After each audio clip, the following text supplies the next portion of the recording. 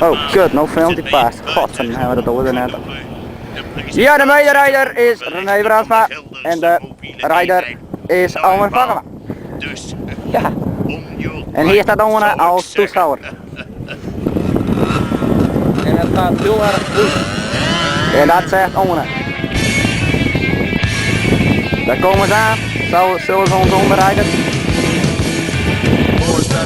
En René gaat heel goed op het achterwiel. Ja, daar komt hij weer. Oeh, komt hij weer. Kijk maar. En daar komt ja, eigenlijk René Braansma. Ja, ja. Rijder Almer Vakema.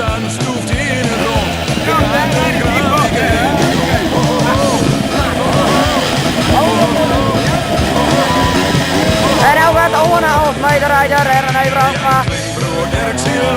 Hij ons zwaar maar hij. Wat, toen je hem krijgt voor de hou je door het. Hou je door het. Toen je hem krijgt voor de rit, hè. Dus toen het filmpje het net om. Maar toen heb ik maar hij zegt, hoe kan ik hem nou even stoppen? Almer Vakema over de kant. Oh, samen. Dat is de beste hier wel zo. Ja. Ja, we staan hier trouwens op het landschap. Ja. Van Vakema. Ja. En daar komt nog het paard. Ja, ik kwam ze krijgt een vette enduro motor los, joh. Ja? En zij stek staat vol omheen. Mensen.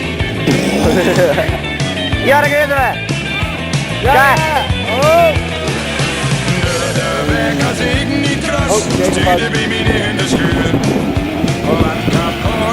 Kom het aan hem nou rijden, hè? En ja, dit was het dan, het einde. En we komen aan bij Jelmer Roesma, dus de Snooki Driver, altijd de gekste. Daarna hebben we Almer Vakema, staat terug op zijn goede cilinder tuning. ADB, ook wel de boer, verder een beste jongen hoor. René Snooki Driver 2, rijdt graag op het achterwiel met zijn Suzuki. En we praten later verder over dit onderwerp. Tot ziens.